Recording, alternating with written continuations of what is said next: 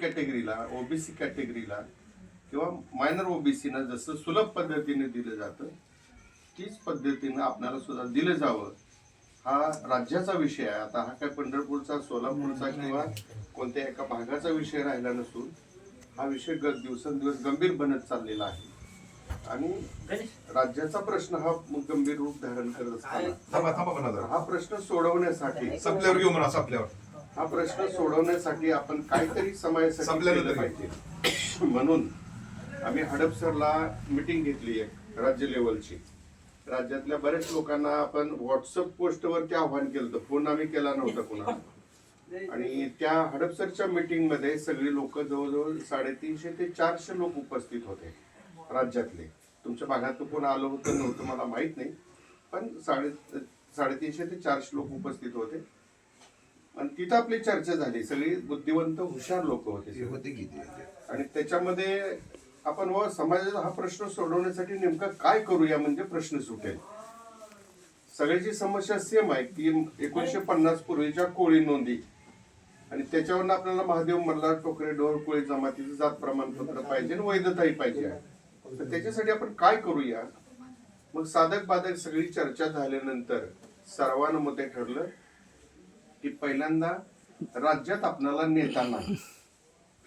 तसं बंजारा समाजाचा तुमचा नेता आहे, धनगर समाजाला नेता आहे, ओबीसी समाजाला नेता आहे, आठवले साहेब बौद्ध समाजाचा मोठा नेता आहे.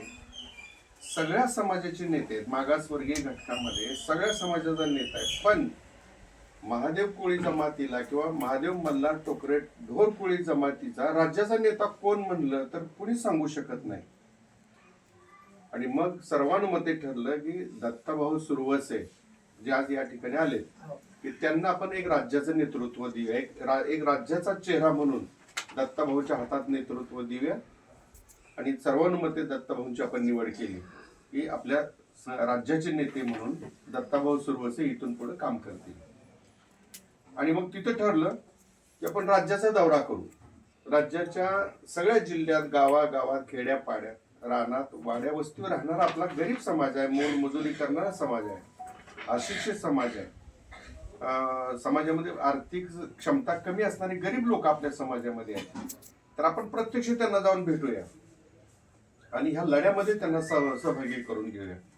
म्हणून हा महाराष्ट्र दौरा आपण आयोजित केला. आंदोलन 3 टप्प्यात करायचं ठरलं.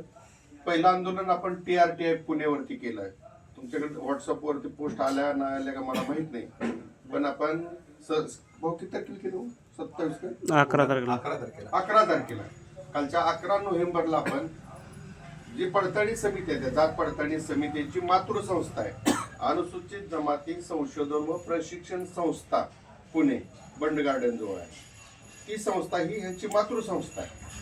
त्यामुळे पहिला आपला हल्ला त्या संस्थेवर केला. आपण हल्ला बोल मोर्चा घेतला. 1000-1500 लोक होते. आपण निवेदन दिलं. आयुक्त साहेब दीपा मुंडे मॅडम होत्या आणि त्यांच्याशी आपण चर्चा केली व पडताळणी समितीचे अधिकारी. आता तिथं जातीचा सर्टिफिकेटचा विषय नव्हता, का तर पडताळणी समितीचं काम करणारी ती संस्था आहे. तेव्हा पडताळणी आम्हाला व्यवस्थितपणे मिळत नाही आणि TSP OTSP अशा पद्धतीने भेदभाव केला जातो. सगळ्यांच्या नोंदी तर 1950 पूर्वी फक्त कोळीच आहेत. तर तिकडल्या लोकांना तुम्ही जे आदिवासीचे 5 जिल्हे आहेत त्या लोकांना तुम्ही महादेव मल्हार टोकरे ढोर कोळी जमातीचं प्रमाणपत्रही देतात, वैधताही देतात. आणि उर्वरित 5 जिल्हे सोडून महाराष्ट्रातल्या जवळजवळ 31 जिल्ह्यामध्ये तुम्ही सर्टिफिकेट आम्हाला देत नाही. तर हा भेदभाव मिटवा. आणि आपण त्यांना काय डॉक्युमेंट सगळे दिले, जे कायदेशीर डॉक्युमेंट आहेत की हा कोळी नोंदी का झाल्या, कशा झाल्या, कुणी केल्या, कायद्यानेच कशा झाल्या असल्या तरी आम्ही महादेव मल्हार टोकरे ढोर कोळी कसे आहोत हे सगळे डॉक्युमेंट आपण त्या मॅडमला दाखवले आणि त्यांना आपण मुदत दिली 10 दिवसामध्ये तुमचा अहवाल आम्हाला द्या. आणि एक शासनाला पाठवा, बाकीच्या पडताळणी समितीला एक पाठवा आणि एक संघटनेच्या सदस्य म्हणून आम्ही अध्यक्ष म्हणून आमच्या संघटनेला एक द्या. परंतु हे आदिवासीचे आमदार इतके नालायक झाले आहेत की त्यांनी 8व्याच दिवशी आयुक्ताची बदली केली, नवीन आयुक्त. इतकी जागरूकता त्यांच्याकडे, आपल्याला काही न मिळू देण्याची जागरूकता त्यांच्याकडे आहे.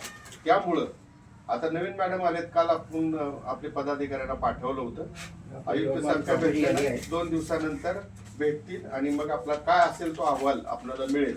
आपण ते काय अहवाल देत आहेत बघूया. ही पहिला टप्पा झाला. आता दुसरा टप्पा नागपूर हिवाळी अधिवेशनावर लाखोंचा मोर्चा घेऊन आपल्याला जायचा आहे. आज ज्या ज्या समाजानं एकजूट दाखवली, जो समाज रस्त्यावरती हक्क आणि अधिकारासाठी ताकदीनं उतरला, त्या समाजाला न्याय भेटला की नाही?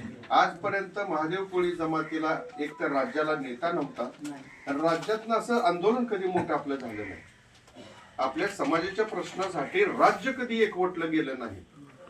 म्हणून आम्ही राज्यातल्या प्रत्येक जिल्ह्यामध्ये आम्ही आलोय. आज यवतमाळमध्ये, काल आम्ही अमरावती